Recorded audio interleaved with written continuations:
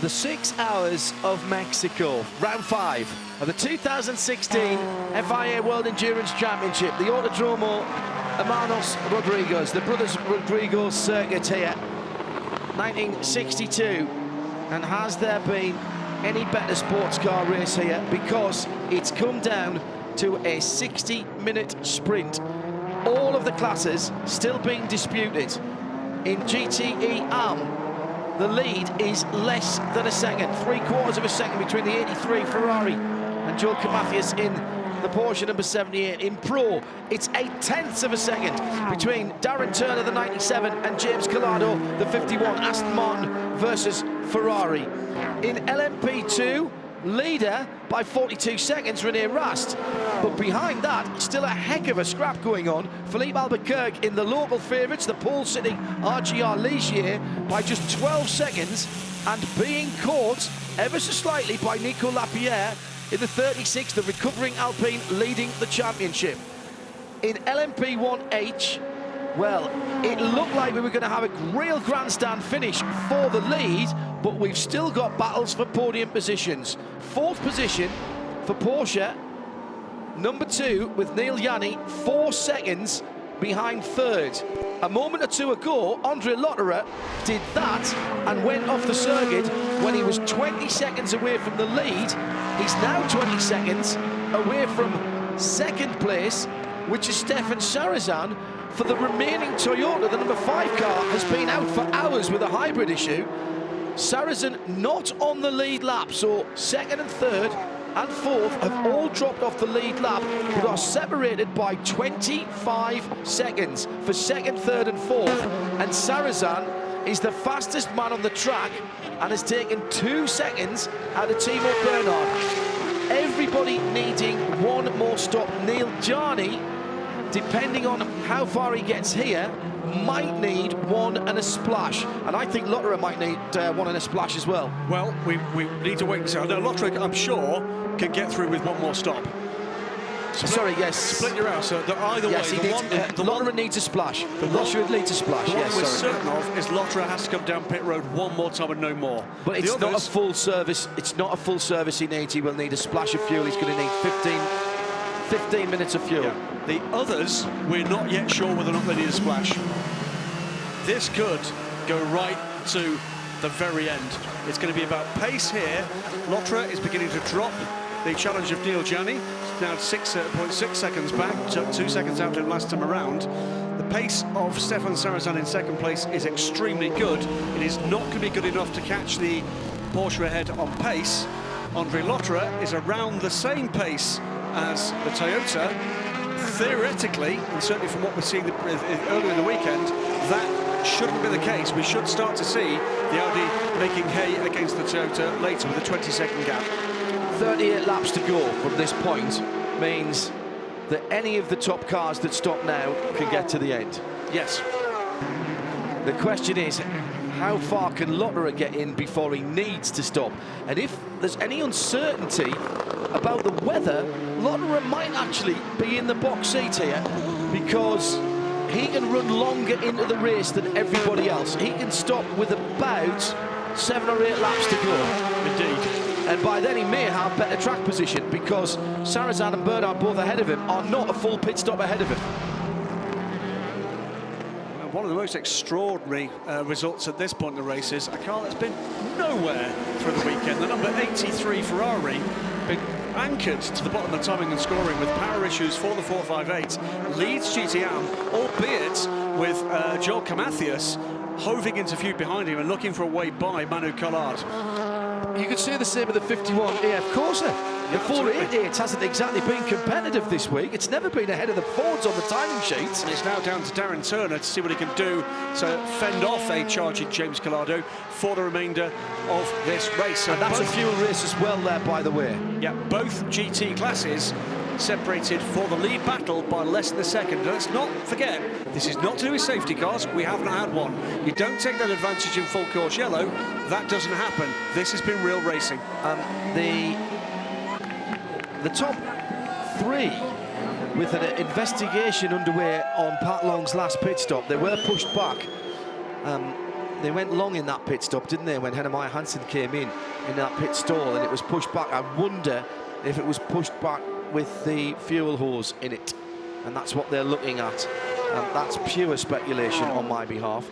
But the top three in Am are separated by something in the region of 35 seconds. The top three in Pro by 25 seconds, top four by 45, and second, third and fourth overall by 30 seconds. Top three in LMP2, 50 seconds. Remarkable racing. If you're just joining us for the run to the flag, here's what you've missed. Bit of highlights for you now.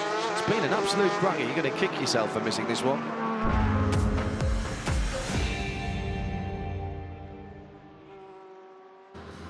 Full of unknowns when we set off for the race 5 hours ago, but nothing about the atmosphere was anything other than electric before the cars were released onto their two formation laps. Ricardo Gonzalez behind RGR Racing and the principal promoter of this race, and the LMP1 hybrid field streaking down towards Mulsa Solana S's, with the two Audis from positions 1 and 3 taking the lead, although it was the third place car that led early on after the pole sitter went a little wide. 51 AF Corsa Ferrari lucky to escape a penalty after turning around the 66 Ford. Stefan Mucker having to try and pull that car back. After a safety car period, after a full course yellow period, the Audi Sport number 8 car lost most of its lead, and then the lead when Mark Webber took advantage of a bit of a problem in front of the leader. 6 car got a drive-through penalty for contact. Its teammate, even by that stage, was in the pit lane out of the run because of a hybrid issue. Debris on the circuit meant another full course yellow. Perfect timing for pit stop for some, frustratingly not for others. Indecision, unusually, for Porsche and Timo Bernhard, and crossing the white line coming through the pit lane caused a stop and hold penalty. That cost him the position on the track. In the dry conditions though, the number 1 was able to fight back. Brendan Hartley, very quick indeed, coming back through the Audis. And like Duval, unable to hold back not 1 but 2 of the Audis in the number 8 car, much to the pleasure of those in the Porsche pit. Ollie Jarvis going out on slick intermediates, groove tyres for the Porsches. It wasn't the tyres that caused a problem for Ollie. Left front wheel bearing failure, pitching the number 8 R18 e-tron Quattro into a lurid spin from over 190 miles an hour. The two Astons had dominated the front of the field. Nick Manassian, do you not want to take this bit with you, mate? No? Okay, I'll take it home. Nick Lapierre, excuse me. After a change at the front of the field, the 95 Aston Martin then lost it under braking, but Marco Sorensen's fought back to 3rd place. Rain falling, tyre choice, really difficult. Wets, slicks, intermediates, they were all used. Okay, Andre, the gap to the leading Porsche is only 23 seconds. You are 3 seconds faster per lap. 3 seconds faster per lap. He was, until that happened. A mistake by Andre Lotterer, taking him out of contention for the race win, as far as we know, and if all things remain equal. Number 26 leads LMP2 with René Rast putting in a heck of a shift in the closing stages of the race, and he stretched his lead over Felipe Albuquerque in second in the 43 Ligier. Well, before those highlights, we mentioned that we were in the window for the final pit stops, and the number 2 car has already taken that. Romain Dumas has come into the pit lane. He will go to the flag from now on. Lotterer has to stop, but he has to stop last of everyone else. In second place, Sarrazin and Timo Bernhard are on similar strategies. It's going to be a run to the flag with Bernhard from Sarrazin, Rast from Albuquerque by 33 seconds, just a second between the GT leaders in Pro and Am. It's still far from the time that you want to be filing any copy if you're sitting in the media centre. It is. I'm not convinced that the number 2 car is in its fuel window. I'm not convinced that car doesn't need a splash. But on board now with a stoic Timo Bernhard, leading the race from the Toyota, of course, now has a mighty gap ahead of Stefan Sarrazin. Andre Lotterer is not making inroads of a significant margin into the advantage of Stefan Sarrazin. I'm wondering whether the cooler weather here has actually played into the hands of the Toyota. But let's hear what's going down at Porsche. Timo Bernhard leads the race, but Louise is down with teammate Mark Webber. The number 1 Porsche currently leading. Mark, how's your nerves? Yeah, it's, the nerves are pretty good. It's just the weather. It's horrible. Obviously, we're going to have to do one last stop here. We're in one lap with Timo, so Timo will stay into the end. Knows the conditions well, so it's been an unbelievable race. A few up and downs, obviously, with now Andre just making a mistake there on the slick tyre out wide. Number 8, obviously, on the inter. Drive-through penalty for us. Contact with 2. Never a dull moment for the 4 of us, so we're fighting hard. But we've got 47 minutes to go, and we need it just not to rain. You've been talking a lot to the team, so do you think that it could rain again? Well, I just trying to help with the decisions. So it's been a tricky last 3 hours. So, but so far so good, and we'll just keep hanging in there. Thank you. Well, I've been crunching the numbers. Thanks, Louise and Mark. I've been crunching the numbers there. It was about 50 minutes when Romain Dumas came in. That would give him 33 laps at 1 minute 30. I reckon he can do that. Yeah. I would not expect to see Timo Bernhard go too much longer. They're in the window now. They'll want to get him out there and hold their track position. What they don't want to do is let Lotterer get any closer than he is at the moment, lapping in very similar times, in fairness. And at that point, then Lotterer has to stay out as long as possible. Because if you get a full course caution and you can do your pit stop under yellow instead of green, you grab a whole host of real estate back. Bernhard in the pit lane now from the lead. That will not, I don't think, be enough to see Stefan Sarrazin, even if he stays out, take the lead here. Meantime, what we should bring you up to date with is a significant pit stop in GTE Pro. James Calada coming in from a very close second. Jimmy Bruni going out in 4th, but inheriting second. Marco Sorensen now pits. That will drop him further back. Davide Rigon, the next most likely to profit from it, 47 minutes to go.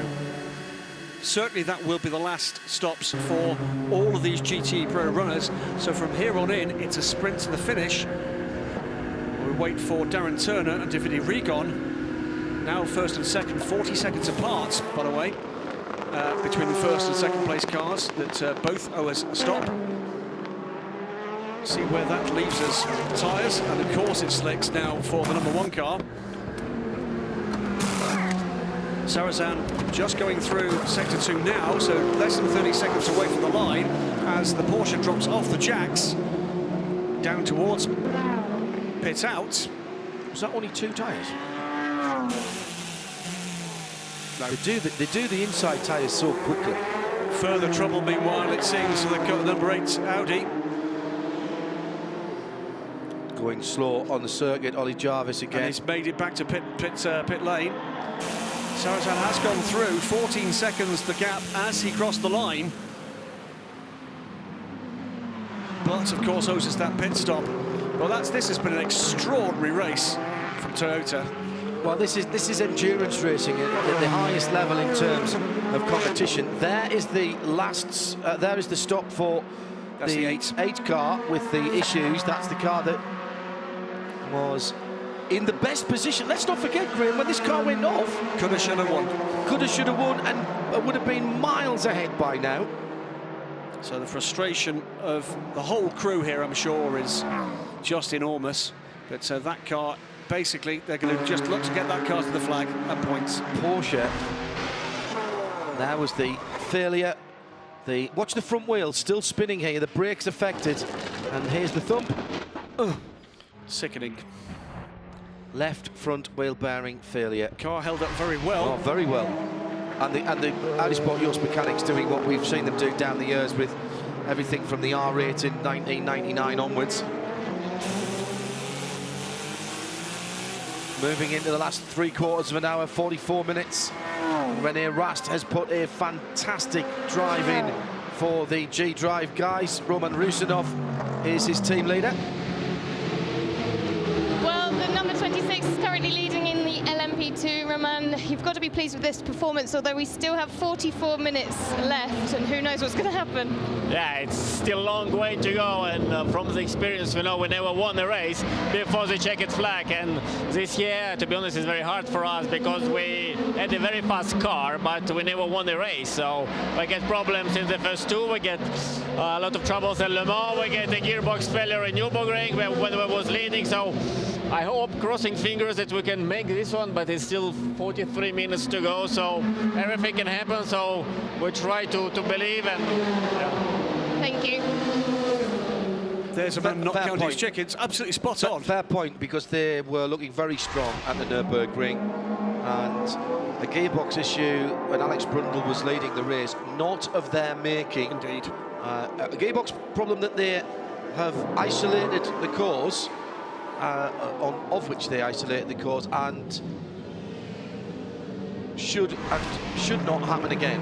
Shouldn't have happened in the first place, but absolutely shouldn't have happened. You're right, it shouldn't have happened. A procedural problem, I think it's fair to say, for that, which caused that gearbox to fail. When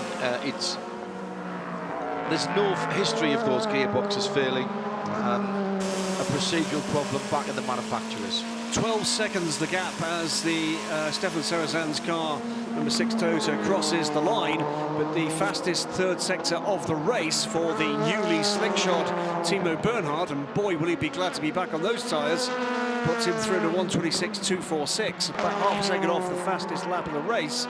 Andre Lotre, meanwhile, is now beginning to make inroads of a significant nature into Stefan Sarrazin for the first time in quite a while. So he's about 21 seconds back from the Toyota. He'll need to maintain that rate of catching to be with any chance at all on pace of catching the Toyota.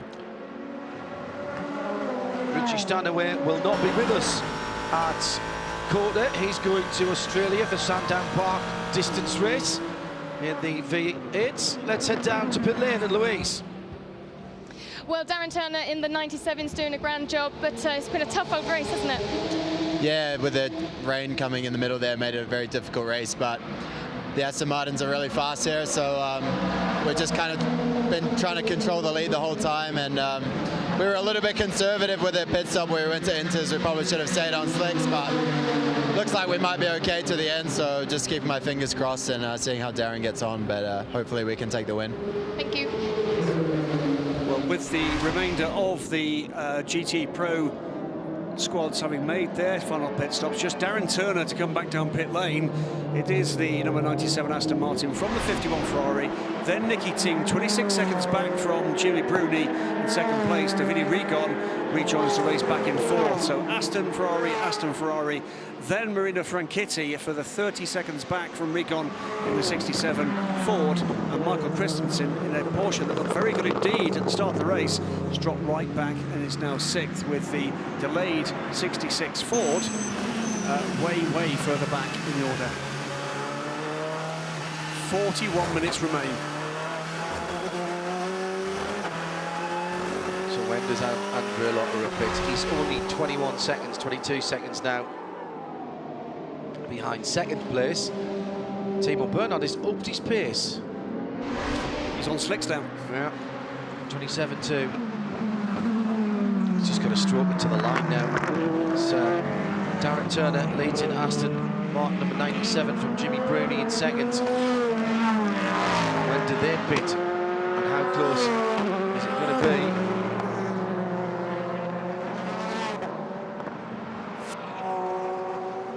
Let's go down to our 1 leaders. Emmanuel Collard in the lead in the 83 car. Rui Aguas in pit lane with Louise. Well, Rui Aguas, could you imagine that I'd be saying the 83 is leading with just 39 minutes left of the race? Yeah, so far so good. Now Francois will go on the car. So I hope we can finish on the podium. It's been a hard race, but we need the points. It's been a hard weekend for you though, hasn't it? Yeah, unfortunately we are not as fast as we expected. We are lacking of power here in Mexico. I don't know why our car is not as fast as it was on the straight line. Plus the Aston keep hit us already, hit Manu on the beginning of the race, hit me on the middle of the race. Was not fair, and we are trying to put together and go on the podium and get the points for the championship. Thank you. Well, to make clear what the points position is, this is the dominant leader in the championship, 41 points clear of the number 98 Aston Martin, which is not in contention for the win here after various problems, including, of course, that nerf of Olivier Pla on Paul Delalana. That car's dropped back down the order. So good points here will put the 83 car in a very strong position indeed.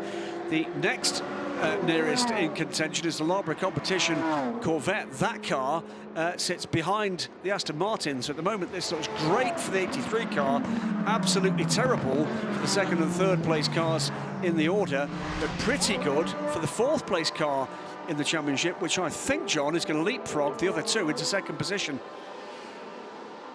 If things stay the way they are, or close to it.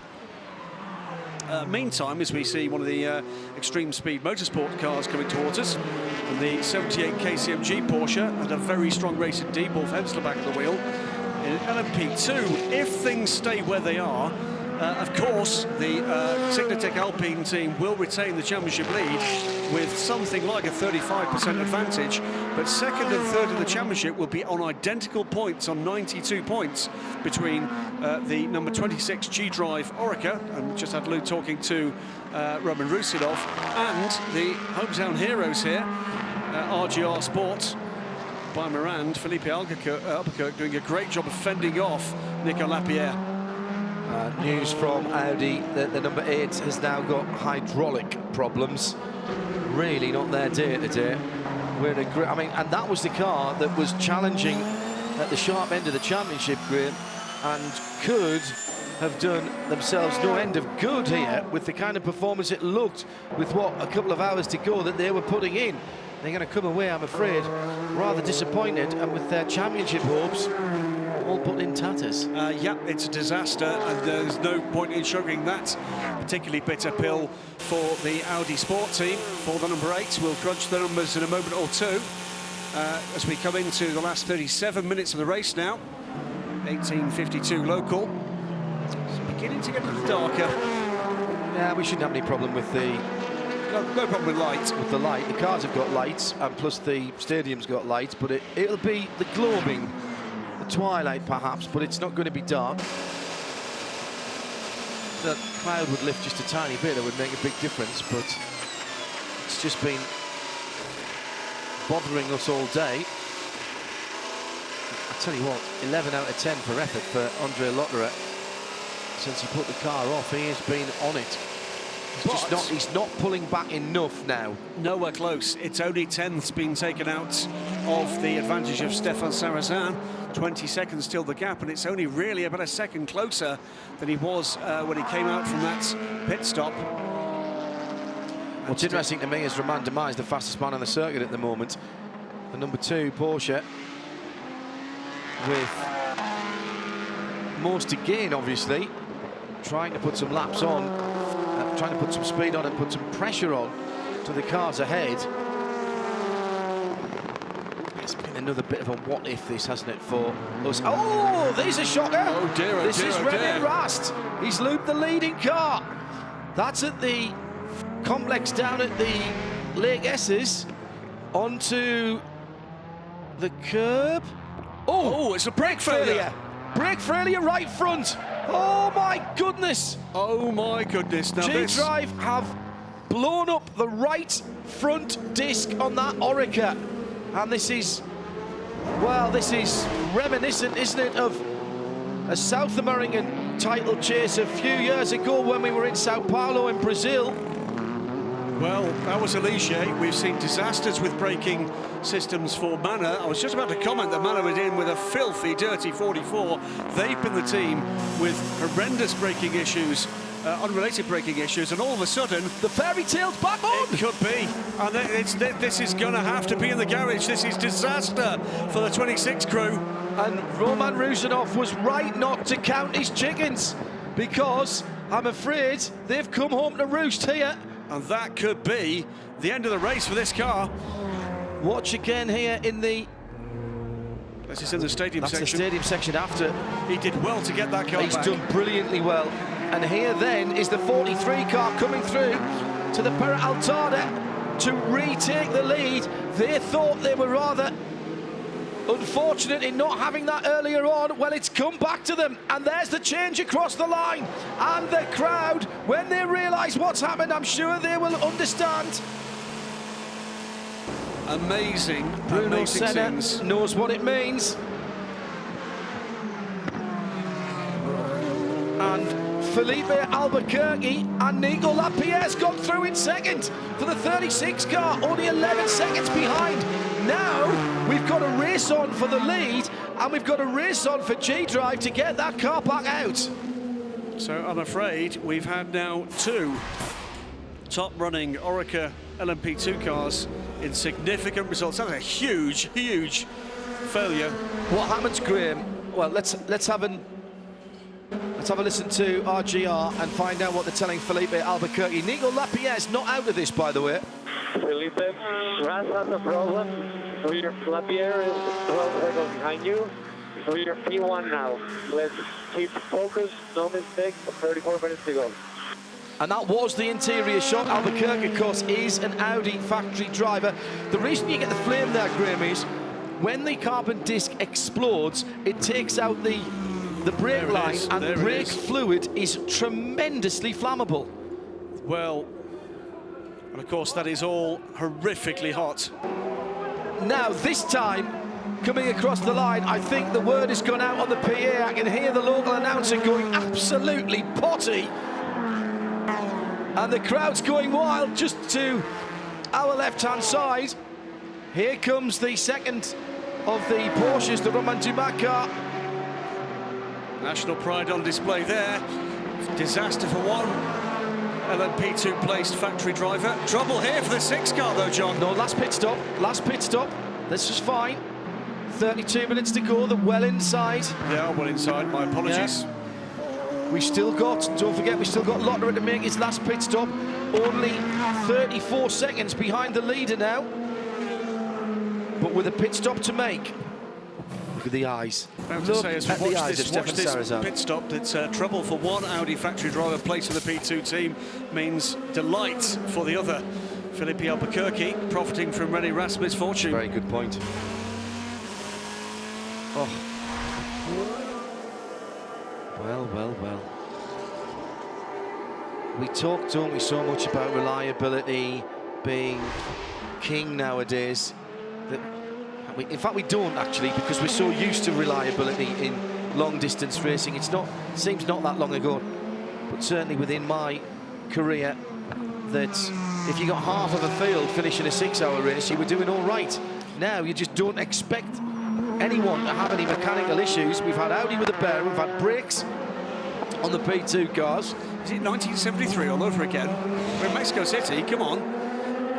And it's an extraordinary race, again, for completely different reasons than we've seen before. Meantime, back in the classes, keep an eye on Pat Long. His form at the moment, his pace at the moment, very good indeed, as is Wolf Hensley behind him, 30 seconds off the lead, and we know that it's going to be Francois Perraudot to get back into that car.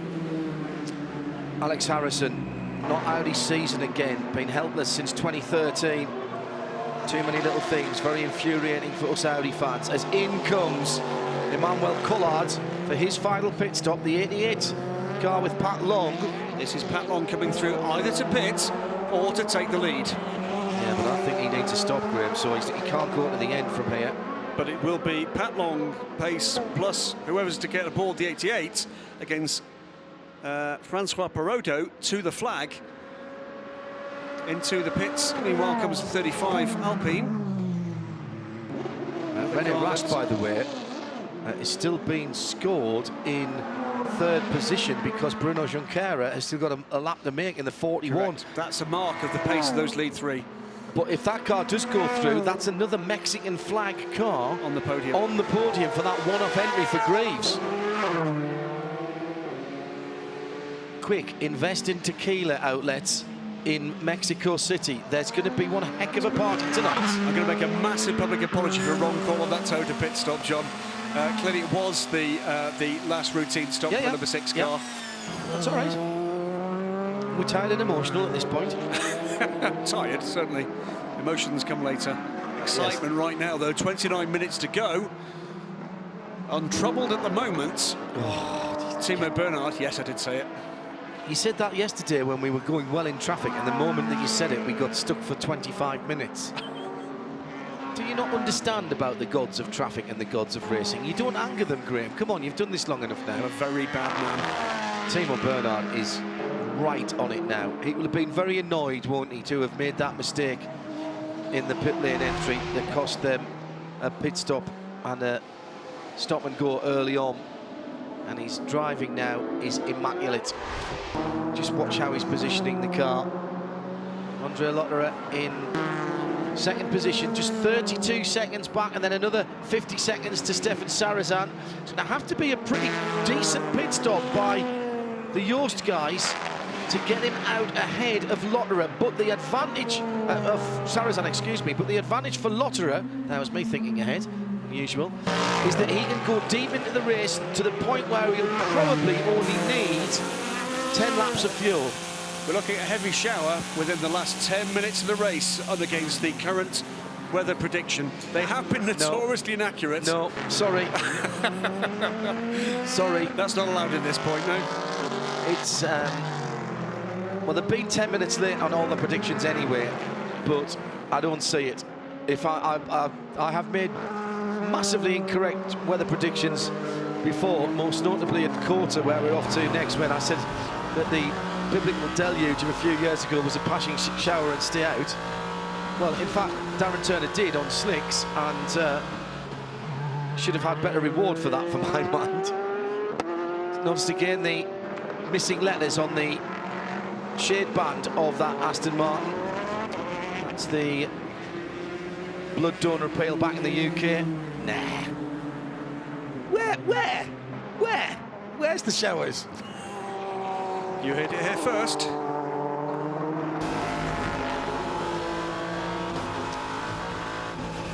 Andre Lotterer. If it does rain, there is an advantage to being Andre Lotterer because he can go deepest into the race before he makes his last pit stop. So if it looks like it's going to pour down, or even looks like it's going to rain slightly, when they do the last pit stop, they could put on more appropriate tyres and newer tyres. They don't need a lot of fuel, but they do need some. Good work there by the G-Drive squad to get the 26 car out after that disastrous brake failure. And a very good save as well by remarkable by René Rast, and getting it back as well was impressive. We hadn't seen that shot before, had we? Yeah, that's what happens when you've got no brakes. Never ever, if you're asked, do the board at the front of the car. You might think it's a good idea, it might get you into a race for free. Nah.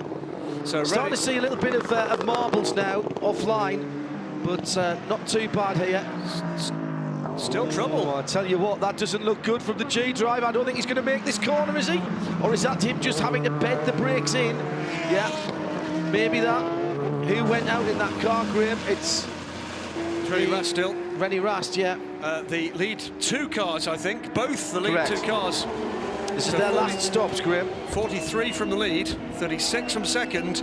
It'll be fuel only for both of these guys. They'll double stint the tyres to the end. Critical pit stops from both these teams. Both with the same engine, of course, so the Alpine rolling early, but not early enough. Same engine, so she should have roughly similar fuel mileage on the cars. Out of the pit lane. Retains the lead. Philippe Albuquerque. Nico Lapierre comes out now. Great stuff in LMP2, great stuff. come on. I tell you what, the Alpine lads look like they've got a chance here. They're feeling it. Yeah, they've closed the gap there, I think, in that pit stop. A little half, just a tiny 7.5 seconds. We'll see it when they come through the first time. Sector, but I think it's less than 13, let's put it that way.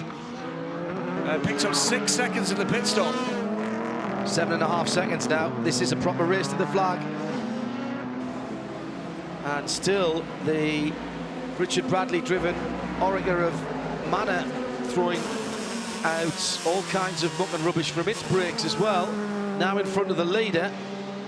Big flash of the lights from Philippe Albuquerque. Let's have a listen. 25 minutes to go, Felipe. 25 minutes to go, and some rain could be coming in 10 minutes. I'm not sure I'd tell me driver there was rain coming in 10 minutes unless it was raining. I don't want him to be thinking about that. He's leading the race. Tell him he's got 7.5 seconds. Eyes on stalks there for Philippe Albuquerque, watching as the Porsche came through. Romain Dumas. And in Am, Pat Long to the lead. Wolf Hensler 20 seconds back. Francois Perraudot 35 seconds off the lead. But we are owed stops, we believe, John, correct, by both the leading Porsches at the moment. I think that's correct. Wolf Hensler has that additional... Sorry? You say what? 88 and 78, I think, still have to stop. All right, sorry, I just heard leading Porsches. I was busy looking at something else there, just working some more numbers. Okay.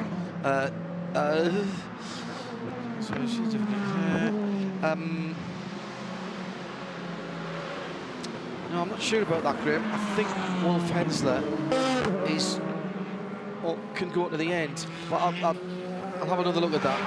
So, let's have a look at this now. Timo Bernhard, 1:29.0 last time around, 28.4 seconds ahead of Andre Lotterer, who went through in a 1:26.7 last time. So they're at that 27.9 now. Indeed. Stefan Sarrazin, meanwhile, he's made his final stop. Lotterer hasn't. Let's remind everybody, the second place car, the number 7 Audi.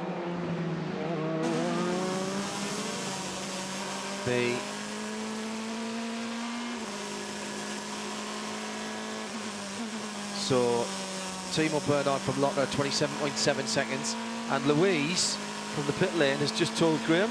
Actually, that's Louise. Louise, what can you tell us about GTE Am, this tremendous battle with the top 3 in 34 seconds? The Am Porsches do not need any other stops. Thank you. The team have told me.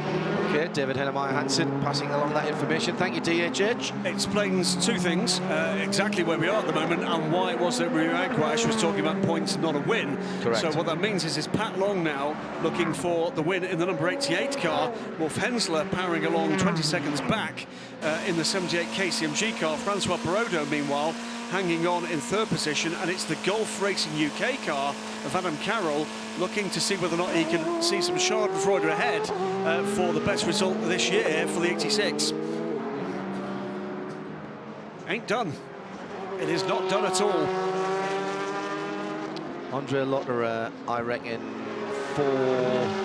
6 more laps for him before he comes in. Oh, wiper going on Timo Bernhard's leading car. Bit of damage on the front as well, as he's just put a lap on the 6. A lap on the 6. That could be important. That could be very important indeed.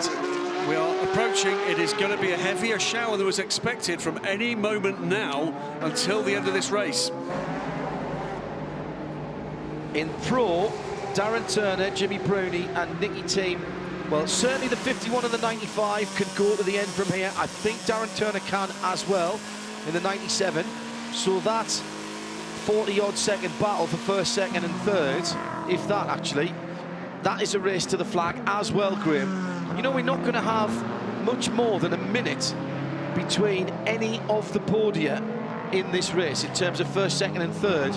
There'll be about a minute or less as it stands right now between 1st, 2nd and 3rd after 6 hours of punishing racing round here. And watch Romain Dumas catching Stefan Sarrazin for what currently is 3rd position, but could very well be 2nd at the end of this race. Well, yes, because Andre Lotterer has got the stop and he's eating into Timo Bernhard's lead. 5 6/10 of a second a lap, which leads me to think he's getting towards the end of his fuel run. It's going to be it's going to be 10 laps of fuel for him.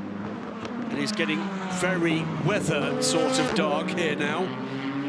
20 minutes exactly remain. The problem is for Audi and for Lotterer, Graham, there's nothing they can do if it's only spitting on. No. If it starts to rain, then you can put the slick intermediates on. Let's have a listen to Romain Dumas, 15 seconds behind Sarrazin. Private call, obviously, there. I think, yeah. Chewy caught all of that. This is a chase. Romain Dumas can see the opportunity to catch Stefan Sarrazin ahead. The pace appears for the moment to have gone out of the Toyota. Really topsy-turvy race for them. Awful luck for the number 5 car, running very well at the start of the race. The question earlier on, actually, and I'll quickly address it, and I'm sorry I can't give the name check because I think it's gone too far down the tweet deck page now, about next year and plans for the 3 major teams. Well, pretty much right up and down the pit lane, other than Ford, who have committed to the end of 2018, everybody's been a bit cagey about next year. Not any more or less than normal. The factory teams don't make their decisions, or at least don't make their announcements till the end of the year. Porsche have the Porsche Awards, Audi have the Essen Motor Show and their Motorsport Awards, so don't read anything into that. And as regards to Toyota, they gave a commitment earlier on this year that they would continue for another couple of seasons. The question for them would be, and I suppose for the other two to a slightly lesser degree, Graham, is whether it'll be 2 or 3 cars next year for at least for Le Mans. And I think probably for Toyota, they would like it to be 3. Porsche and Audi have confirmed 2. That is the plan if they're returning, that it will not be a 3rd car. Toyota, unofficially, the answer is there's never been a better chance of a 3rd car. Okay. So that's not confirmation, but it's not a denial either. And we know they've been trying very hard. It's a non-denial denial. Absolutely, very, very Watergate. But what it certainly, most certainly is proof positive that the company as a whole, root and branch, were animated by what happened in June, and want to go back and make amends. They saw it could be done. It could be a page of Toyota's history written in June, and they want to make sure there's every possibility that could happen. 24 seconds the gap now as Andrea Lotterer continues to eat into the lead, but still, remember, is coming to the end of his fuel run. Sorry to do this to you, Louise, but can we have a weather report from the pit lane, please? We haven't had one for a while, have we? How frizzy's the hair? Well, luckily I'm undercover most of this pit lane. It's definitely getting heavier with the rain. It's still light, but it's definitely getting heavier. If you were to bet on it, do you think we're going to get that splash before the end of the race in 16 minutes' time? It's been so tricky over the last 4 days. They've said rain, and it's never happened. Like I say, before I spoke to Mark Webber on camera, he did have concern about what was going to happen towards the end of the race. Okay, thanks, Louise. Slippery surface flags are out, and it is getting heavier towards turn 12 and 13 in the stadium. I'm just looking across towards the flight path for the airport, and the incoming planes have changed direction, and there is a huge bank of weather coming in now. But it has to get here within the next 5 minutes to have an effect. I think it's coming, and it's coming now, John. We'll soon see. We're hearing now from race control, rain reported several areas around the track. Rain level 2, that's 2 of 4, remember. 2 is what we saw. There are several posts on track reporting rain. Several posts on track reporting rain. And Andrea Lotterer found some damp spots there, got very sideways, but held onto it expertly. Now remember, everybody's on slicks at this point. Only Andrea Lotterer has to make a stop. So if everybody needs to stop, he gets the advantage, and it's game back on again. Now, he will have to take a little bit longer in pit lane because he's going to need some fuel. But it does mean... It won't be much, John. I reckon it's a... Well, I thought it was going to be 10 laps of fuel. We're down now to 7 laps of fuel and a bit less. It's 6 laps of fuel now, really. 15 minutes. If he was to have to pit now,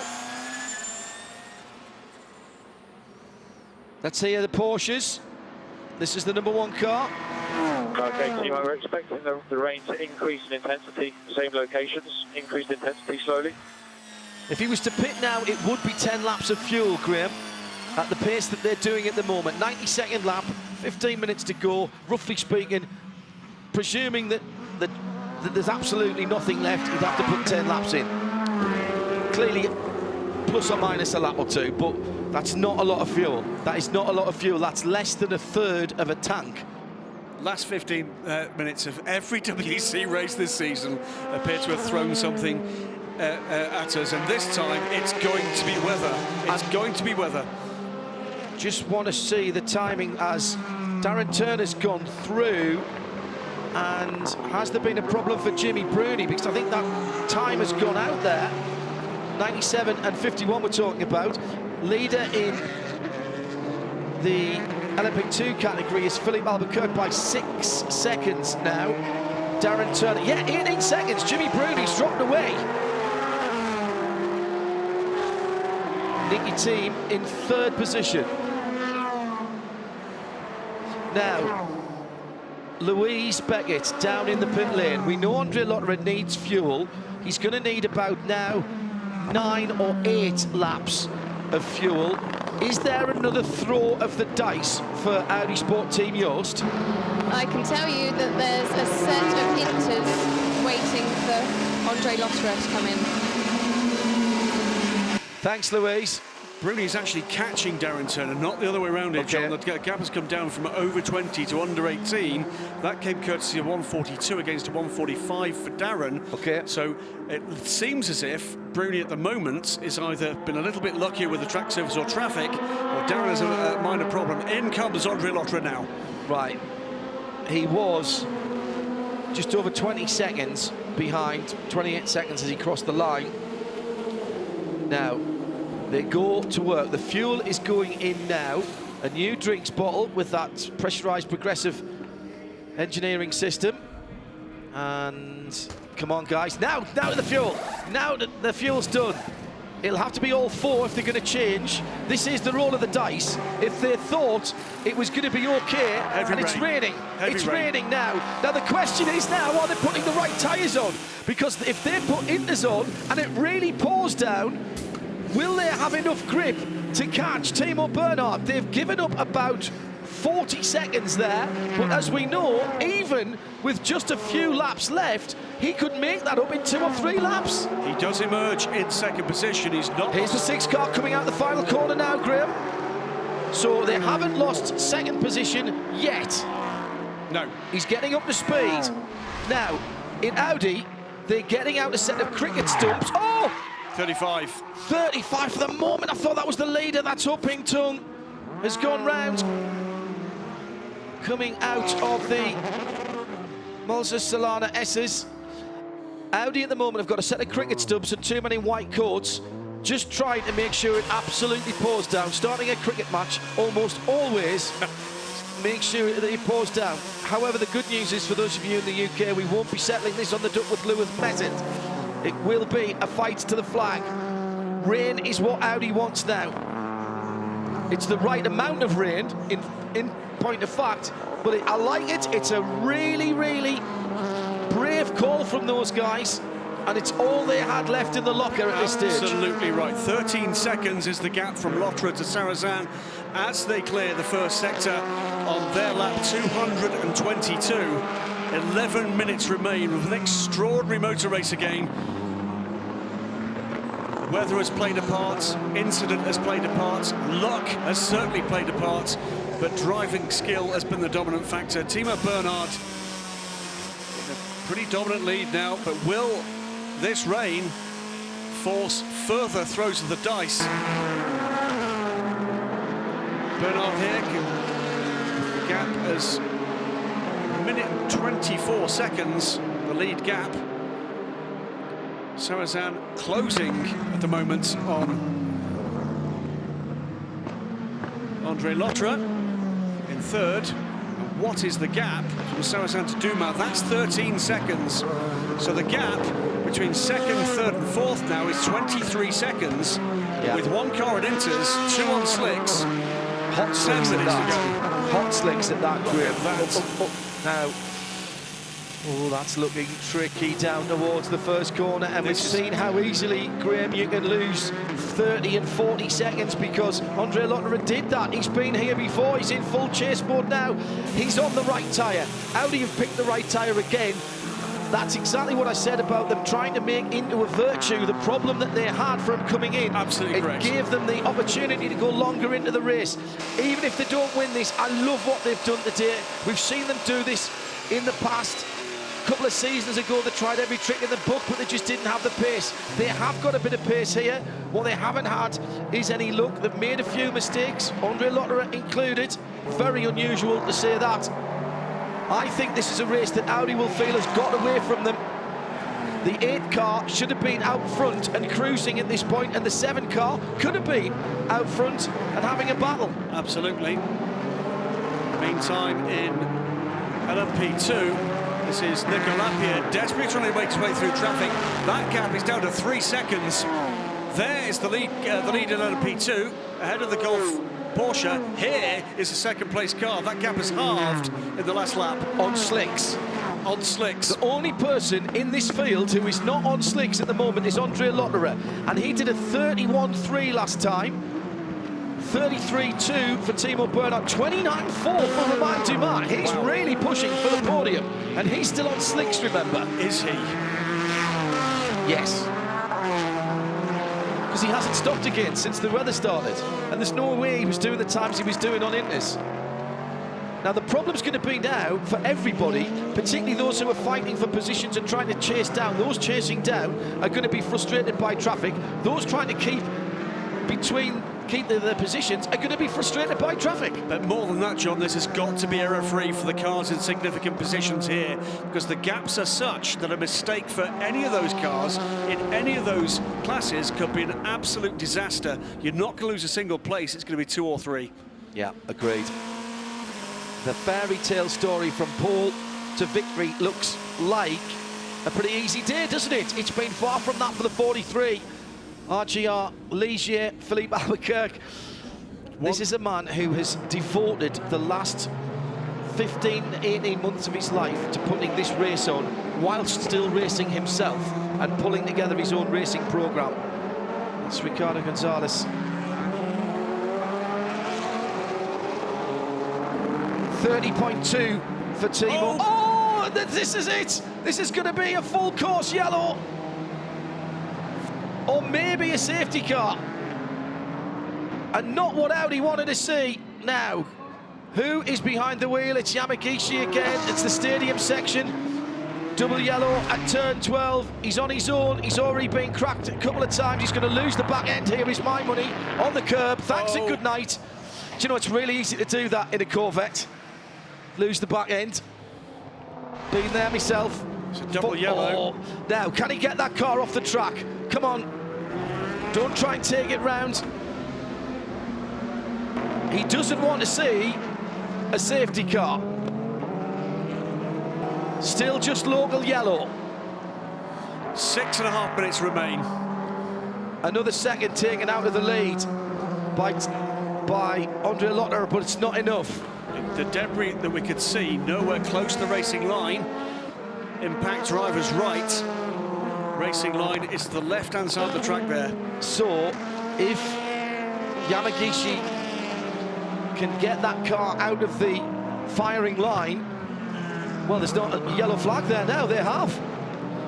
No yellow flags. Yes, yellow flag. Oh, there's the yellow flag. And the Porsche's gone off. Timo Bernhard is off. The Porsche is off. The leader is off. It's all on again. The drama. And this is at the exit. I reckon he was offline trying to get past Yamagishi, and he's gone off. Has he damaged the car? Into the pit lane for the KCMG Porsche and a late pit stop. Now look ahead. Is there anything? Clips the curb. Clips the curb. That's all it was. You see, he's on the brakes. He just stopped it. Beforehand, he's lost 18 seconds. Not enough. It's not enough, but the pressure is on now. The rain is very dangerous. You won't be able to ride the curbs now. I think the rain's eased. I think the rain's eased. So Timo Bernhard now leading, but by a reduced margin.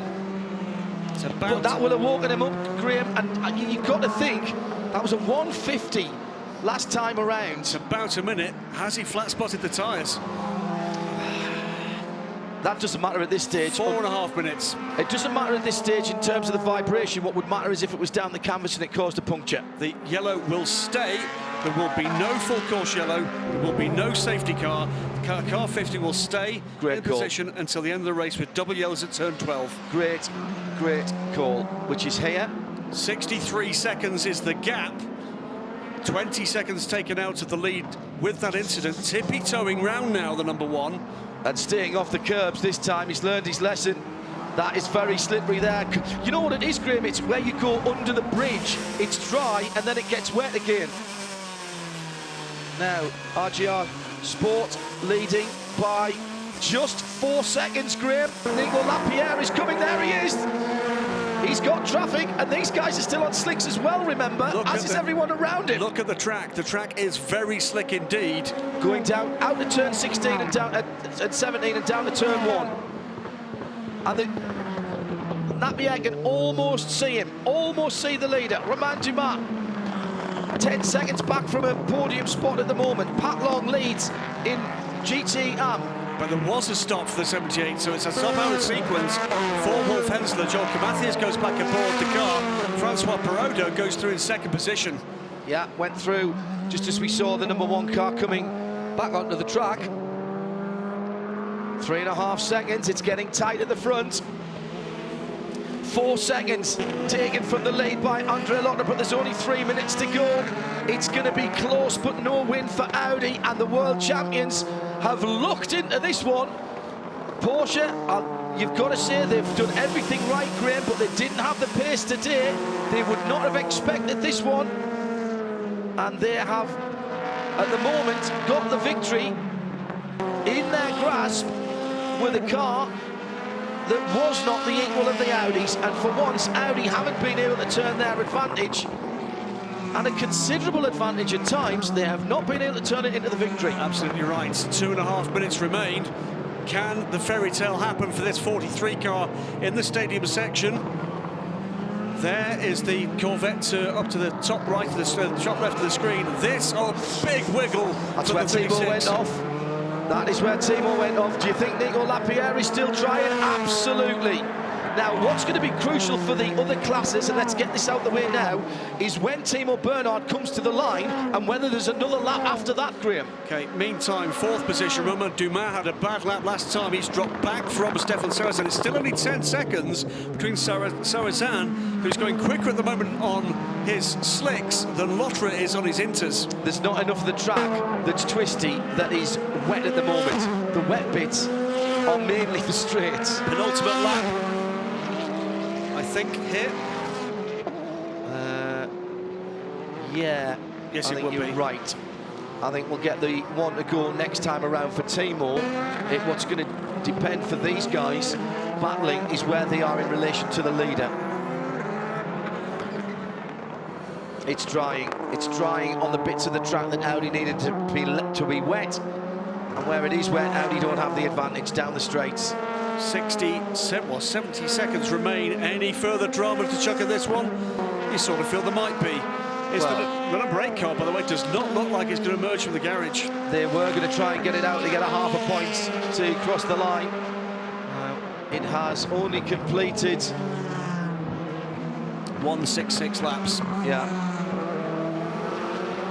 Against 200 and it will be 231, I think, for the leader. There is Timo Bernhard. No, it'll be 230, excuse me.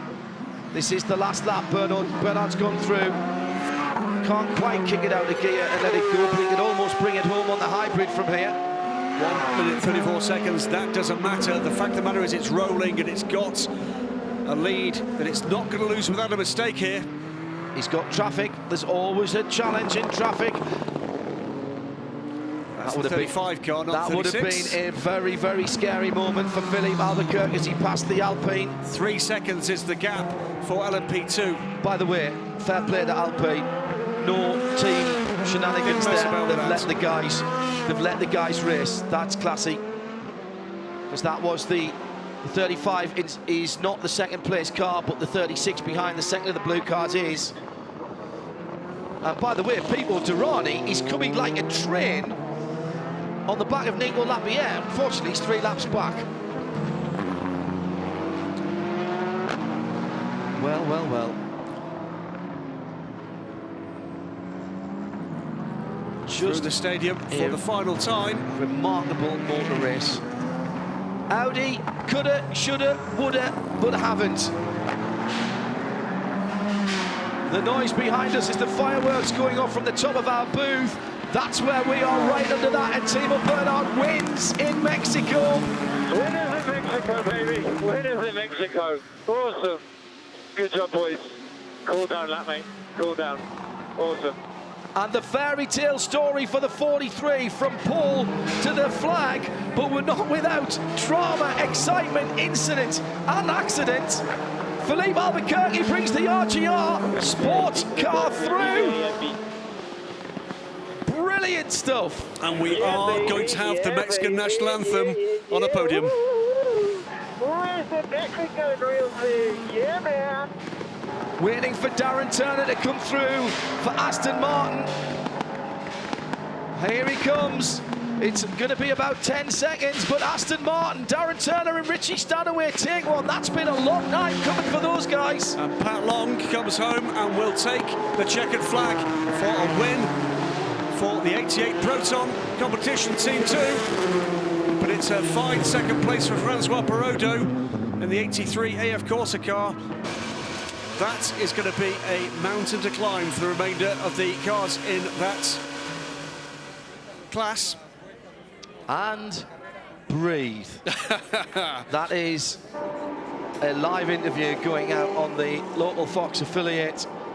And that is big, big news here in Mexico City and across the country. Should say, car 8 did leave the pits. Yes, it did. Leave the pits. Should say that Stefan Sarrazin got that gap to second down to 8.2 seconds at the end. And Lapierre 2 seconds to Albuquerque.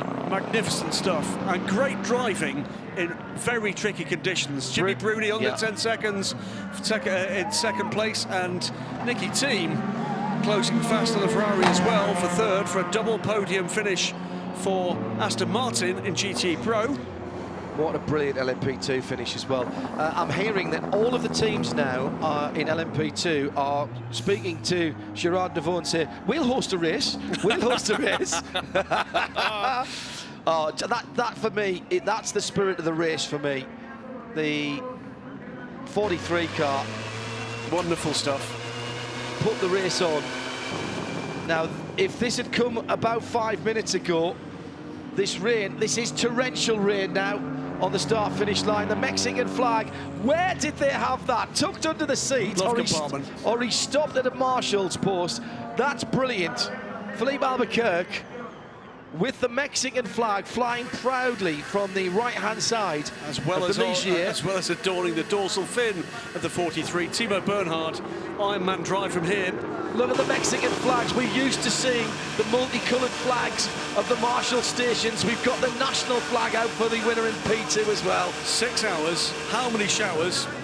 90 seconds separated the first 4 cars. Extraordinary. Lead gap in P2 under 2 seconds. Lead gap in GTE Pro under 10 seconds. Well, the whole of the podium in P2, 18 seconds. Amazing. Unbelievable. And what a great win as well for the 88 Porsche Abu Dhabi Racing, Pat Long. This is the stadium section, and that is the big cheer for the 43. Their first win of this season. The car had a win, the 88 car to win in the hands of Patrick Dempsey, but it was a Dempsey Proton entry last year. Fujar seemed to recall. But first win of the season for the 88. That will launch them up the order into second position of the championship. Wonderful stuff. Look at the rain now. Had this been at this level when Lotterer put on... With 10 minutes to go, this could have been a very different race. Absolutely. Absolutely. Well, how many times could we have said that, though, Graham, within the race? With however long to go, because everyone was doing so much to try and maximise their advantage. And Audi made right choices today in terms of their strategy, their tyre choice. They were let down by equipment, and I'm afraid Andre Lotterer, unfortunately, has made the mistake that's cost them the race. You can't blame Ollie or anybody on the 8 car for the 8 car's problems. No, I think that's unfortunately correct. There's a hometown hero. But you know what? Given how Andre Lotterer has driven in the past, I think he gets a free pass for that one. When you're chasing down a leader with 40-odd minutes to go. And the margins you're talking about too. But he knows, doesn't he? You could see it coming out. That is a smile that tells you that Toyota got a much better result than they thought was possible here. And it could have been second. Astonishing motor race again. I feel sorry now for everybody who's got to pack up with this rain, which will be around for a ride. Andre Lotterer knows. He knows. And the number 1 team, as well as the number 6, they will be happy. I'm not sure about the guys on the 2nd position. Timo Bernhard nearly made the mistake that gave it away. Had to bail out of the pit stop. Winner of the Mexico race. Well done, Timo. How are you feeling? Well, a bit mixed, like the weather. I mean, no, absolutely, I'm absolutely happy. I mean, we talked, Mark and Brandon, awesome job. I mean, absolutely happy to bring this victory back for Porsche. And yeah, this morning we were chatting about how cool that would be to actually win in Mexico. But yeah, now it was an eventful race, and I'm really touched because it was a hard work. And the emotions and the nerves were going right up to the end with this last-minute rain. Yeah, it was unbelievable. I mean, you never know whether the rain was coming, but it was a small mistake of mine in sector 3. It was not raining the lap before. Actually, I was taking it cautious, but yeah, just lost the traction a little bit, and then just bailed out of it. But car was still okay, no worries, and then get back to the end. And yeah, very happy now for Porsche team and for us 3. I mean, very good. Well done. Huge result for Porsche. 2 mistakes from Timo. We don't know about the call on the pit stop, whether he was called out of it or whether he bailed out of it, but cost them a lap, and then him going off at the end under difficult conditions. But that's what it means. These guys work so hard, and when people try to tell me that motor racing drivers aren't athletes and it's not an emotional sport, are you kidding me? Quick moment. Listen to that cheer. Oh, yes. And deservedly so. Great event. Number 8 car, by the way, did emerge for a last lap and did complete that lap, so will score the half points. 27th position for the Ollie Jarvis. It was Ollie that came back round again. The 98, in fact, that was just enough to get that car to qualify. That was the last points qualifying. No points for the 98 Aston, the 50 Corvette, the 44 Orica, the Manor didn't get to the end, and obviously the early retirement of the 5 Toyota and the 37 BR01 SMP car. None of those are classified as finishes. 27 finishes after 32 starters. And at the head of the Drivers' Championship, subject to confirmation, 77 points for the 2nd place Toyota team, and that's why they wanted the half points, because the Audi guys from the 8 car, 74.5 points. Could make a difference at the end of the day, just 2.5 points. It's going to see an increase. Very different that, Graham, at various times. It's going to see an increase in the lead of Porsche in the Manufacturers' Championship, and that's the one that counts to them and First, to Audi, yeah, and to Toyota. And, with the black jacket on there, Andreas Seidel, the programme director for Porsche. Just hidden from us for a moment. There he is with the white and black jacket. Well, sign us up. I'll be back next year. Thanks very much. Did have a slight worry about what this track would produce in terms of racing with it being so short. Shouldn't have worried. worked really well, I thought.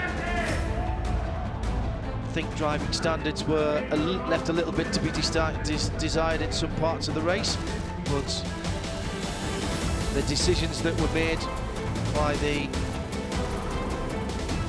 the stewards seemed to calm everybody down.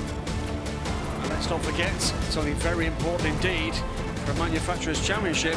All three manufacturers on the overall podium.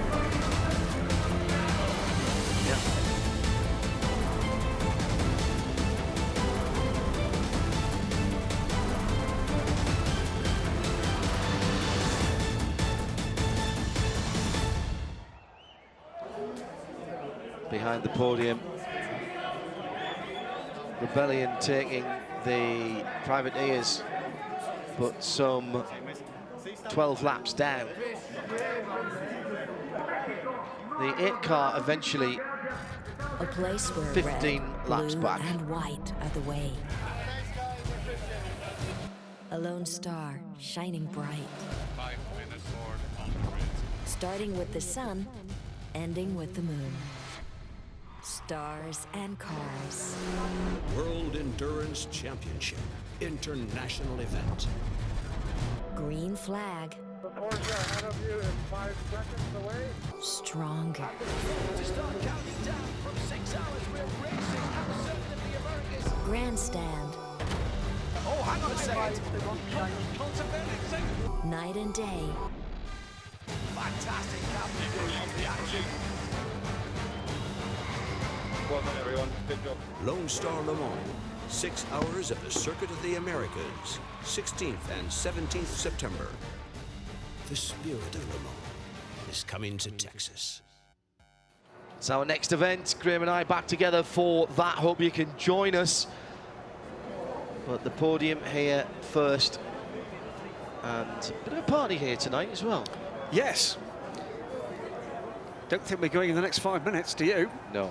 But there'll be, I think, a lot of very happy people on the podiums. That was a race that just could have gone any which way, couldn't it? Well, in all of the classes, mate. Absolutely. And it very nearly did. I mean, you'd have had G-Drive nailed on. Louise is never going to be allowed in that garage again, because barely had Roman Rizhnov saying we're not counting our chickens, or some Russian version thereof, that the car had exploded its right brake disc. Porsche, Audi and Toyota on the podium, separated by 70 seconds at the end of the race. Best of the LMPs, the pole-sitting and local Ligier of RGR. And who are we bringing out first? That was the LMP1 Privateer winning crew. To the right, here come the third place crew. For Toyota Gazoo Racing, a result that they cannot have expected. Mike Conway, Kamui Kobayashi and Stefan Sarazan in third position. The pair for Audi, with Ben Trellier not quite fit enough to drive in second place, Andre Lotterer and Marcel Fesler. Third podium finish this year for the number 6 crew. This third place joins 2 second place finishes. Welcome to the world champions, who all of a sudden have found a bit of form. On a double now. Can they make it a treble in Texas? Timo Bernhard, Mark Webber and Brendan Hartley for the Porsche team.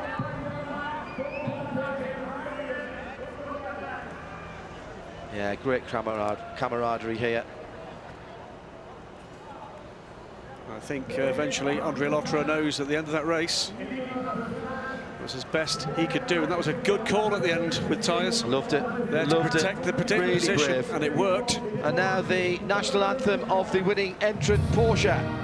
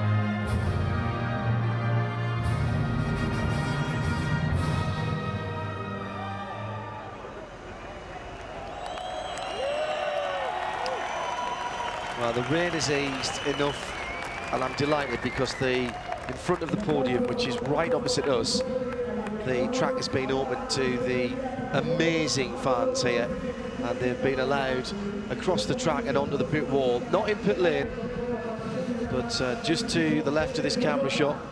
Plenty hanging on the pit lane fence though. Which it's causing everybody else to stand a bit further back. So this is the CEO of AT&T in this part of the world, who have been in right from the start, signed up immediately when Ricardo Gonzalez suggested this race. And let's not forget, it can't happen without the sponsors. So Toyota in third again. Spirit of Le Mans alive and well on this podium. Lots of smiles and spare a thought for Benoit Treluet. Yeah. Who should have nice been here, but injured, but he's enjoyed this one. Nice trophies, second Audi. And it's the Kiwi, the Aussie and the German. And let me tell you, that is not a joke at all. They have to be taken seriously as world champions. And the way that they raced there, not perfect, but they made the best of what they had. It wasn't easy, they've had to work hard. Did have that penalty.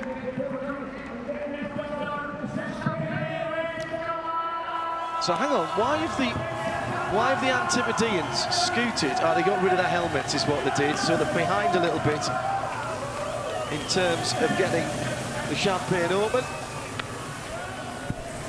Joyful scenes again. And Bibendum looking good for 120. The left-hand side. All Michelin podium there, of course. Would you bet up against those three to retain their title at this stage? 50 points behind, but 2 races ago, John, they had 3 points on the board. 53.5 points on the board now. Amazing. I mean, last year, Graham, their championship season only came in the second half, didn't it? It's astonishing. And remember the dramas we saw, the overall classification in the class. Top 3 within 70 seconds, top 4 after 6 hours of extraordinarily hard racing within a minute and a half, 90 seconds. No safety cars, nothing false about it, that's all racing. What did we have? 3 full course yellows, 2 full course yellows. Close it up? No, it doesn't close it up, absolutely. It did, in fairness, fall into the hands of those that hadn't stopped.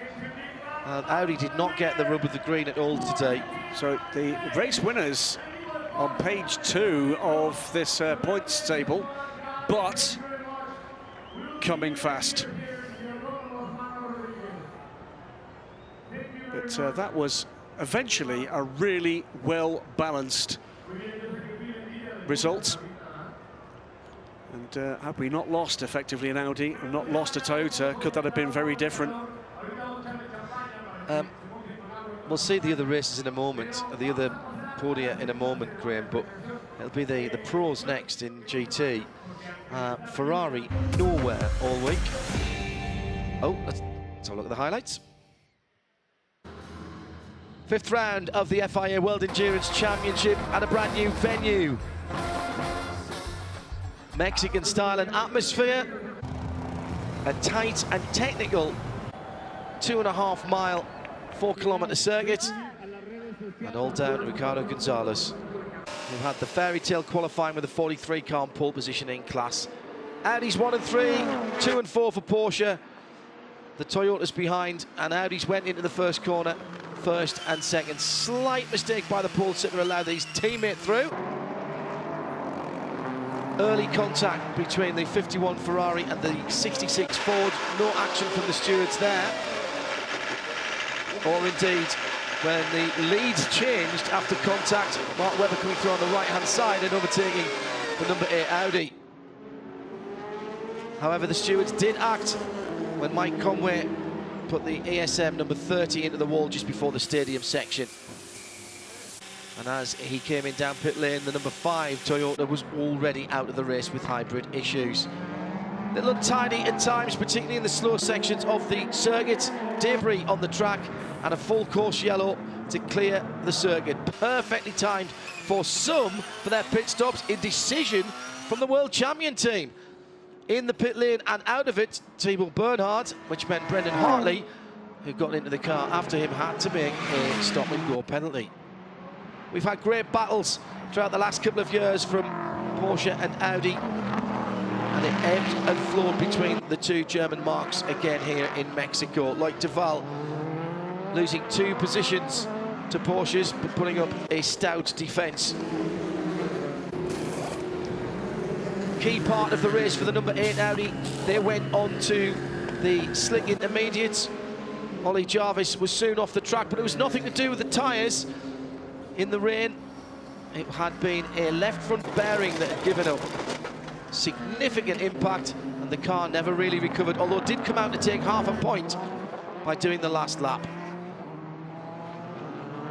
Porsche number 2 had a little bit of bodywork removed by another competitor, and then the reins came down. Who was on the right tyres at the right time? Who could find the grip? All of a sudden, Toyota came to life, and the remaining number 6 car, with Stefan Sarazan at the wheel, doing a great job. It looked like the LMP2 victory was going to G-Drive until a brake disc exploded, and then the fairy tale was back on again for the 43. In GTE Am, number 88 Abu Dhabi Proton was anchored to the line by Pat Long.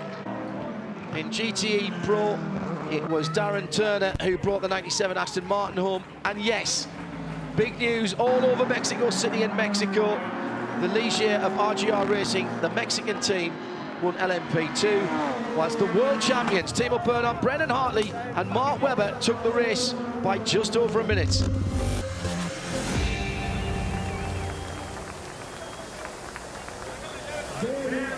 Already on the podium for the GTE Pro winners. Aston Martin 1-3, Nicky T, Marcus Sorensen in 3rd, James Collado, Jimmy Bruni in 2nd, and John, a fine win there from the number 97 crew, Richie Stanaway and Darren Turner. Aston Martin score another win in the FI World Endurance Championship. Ferrari not happy about the balance of performance here. Oh, let's have the national anthem first for the winning entrant Aston Martin.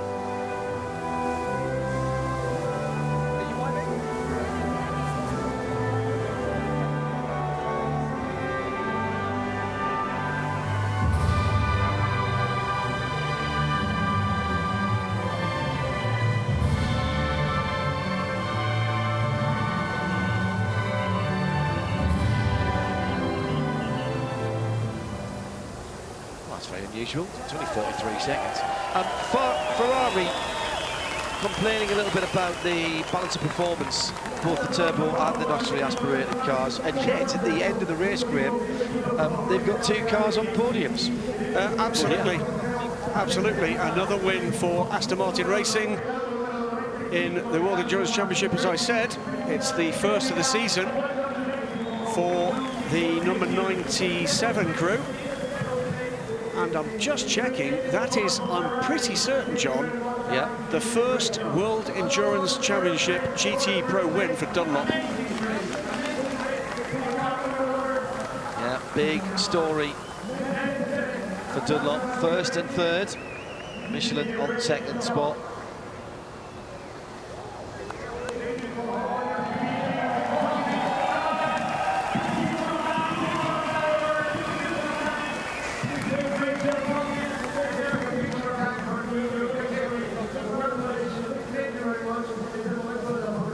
Delighted Darren Turner.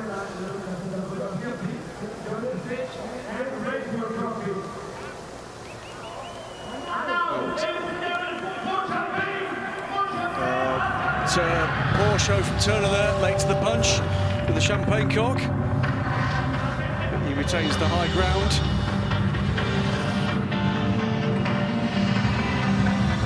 Can't say there. The chief engineer, Aston Martin Racing, delighted with that one. They worked very hard indeed for that. 202 laps completed, 9.4 seconds of edge to the gap, and a further 9 back to the Tista 95 car. Another cracking GTE Pro battle. Ford looked good towards the start of that race. Well, Priaulx faded away. Brilliant stint as well, and then the 66 car the 56 car had problems. Marino Franchitti brought the 67 home in 5th position. Oh, because of the change around in crew, Darren Turner then now leads the Drivers' Championship, and in fact the top 3 positions, 3 positions filled by Aston Martin drivers.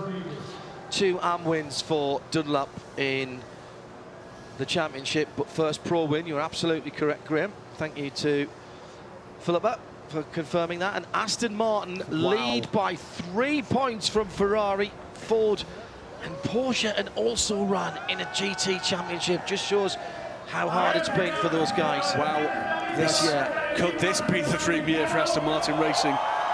It'd be extraordinary. Now this. Now hang on, is this by any chance a local favourite?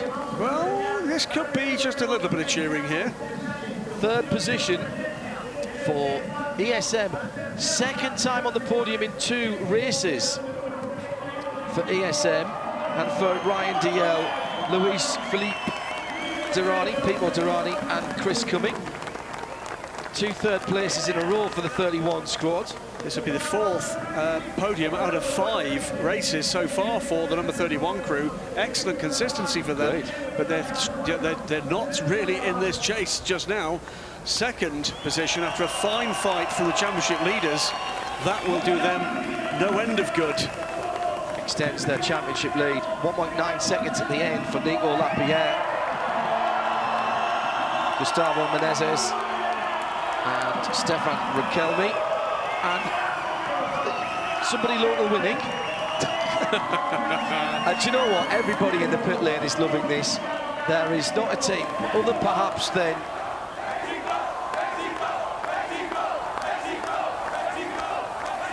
I feel slightly for G-Drive at this point, but they're probably the only people who aren't loving this moment right now. For good reason. Well, yeah. 2nd failure in a row. Yeah. When leading the race. And again, absolutely nothing they could have influenced to make that any difference. Oh, bit of a premature evacuation of champagne there. And we are going to hear the Mexican national anthem.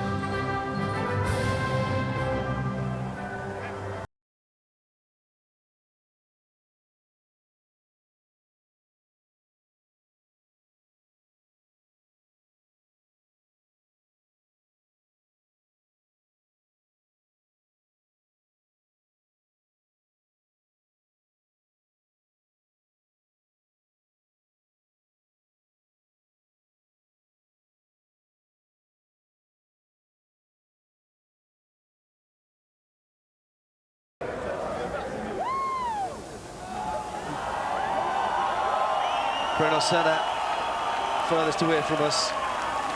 Ricardo Gonzalez and Philippe Albuquerque. The national anthem is going to be finished here.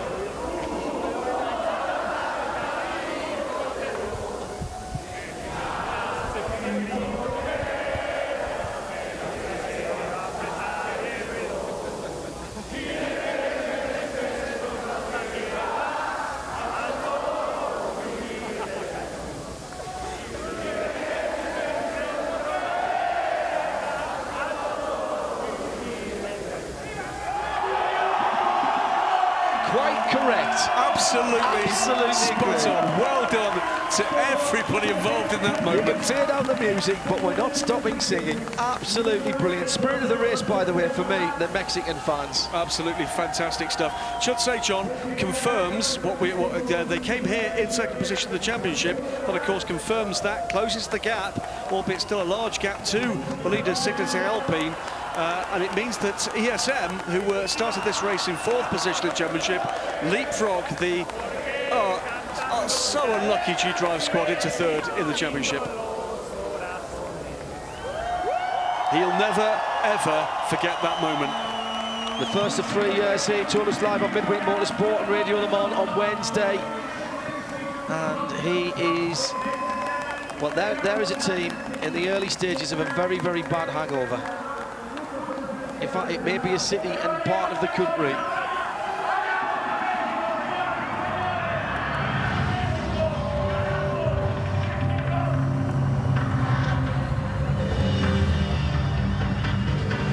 doing his best to fight it off. Another Dunlop victory, of course, with Michelin on the podium as well.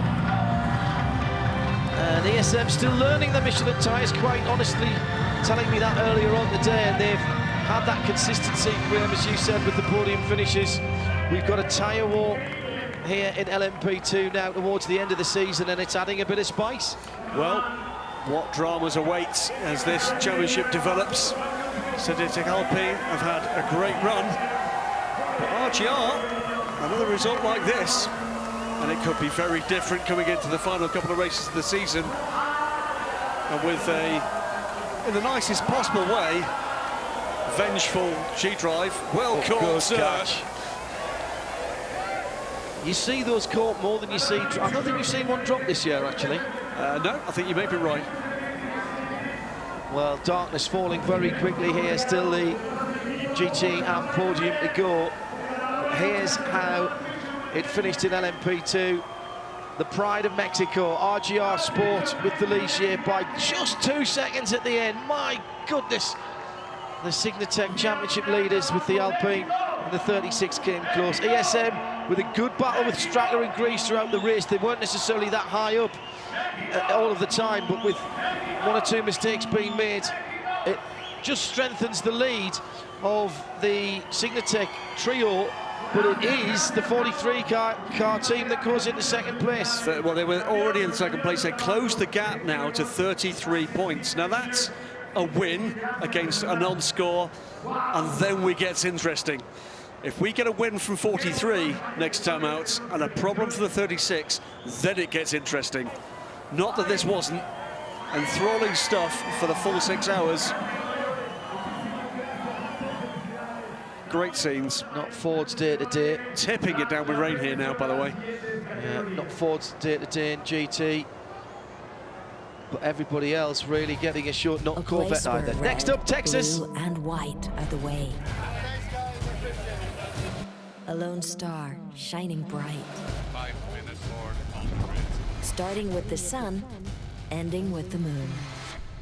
Stars and cars. World Endurance Championship, international event. Green flag. The Porsche ahead of you is 5 seconds away. Stronger. To start counting down from 6 hours, we're racing at the circuit of the Americas. Grandstand. Oh, hang on a second. Night and day. Fantastic captain of the action. Well done, everyone. Good job. Lone Star Le Mans, 6 hours of the Circuit of the Americas, 16th and 17th September. The spirit of Le Mans is coming to Texas. Wide open spaces of the Circuit of the Americas. Couple of weeks' time, join Graham and I for that. But here's our final podium. Pat Long and the rest of the Abu Dhabi team, Audi and Porsche team. David Heimer Hansen and Khaled Al-Khabaisi will be delighted with that. Brilliant stuff. I think that may, in fact, I'm sure it does, put them into second position from 4th in the championship. Yeah, of course, we're in second position. KCMG in 3rd, right at the end of the list, pit stop. Here is the winning entrance, national anthem.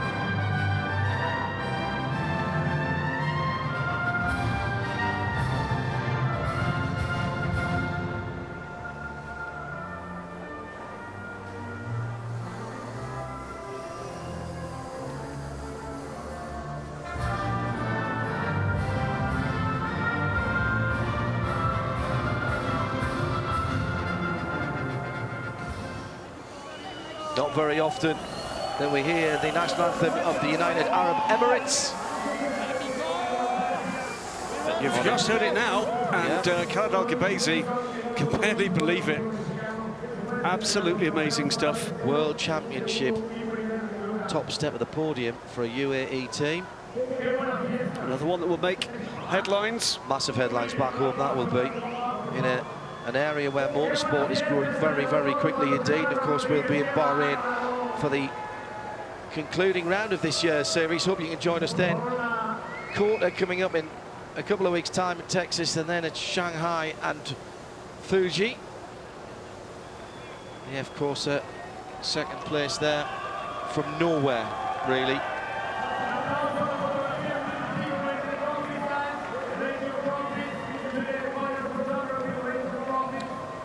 And KCMG in third position.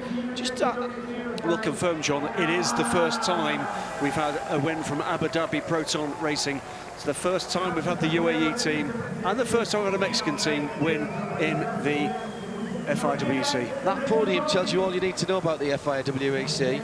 There's tradition with Ferrari and Porsche, but also new with Hong Kong and UAE. Bye from Graham and me.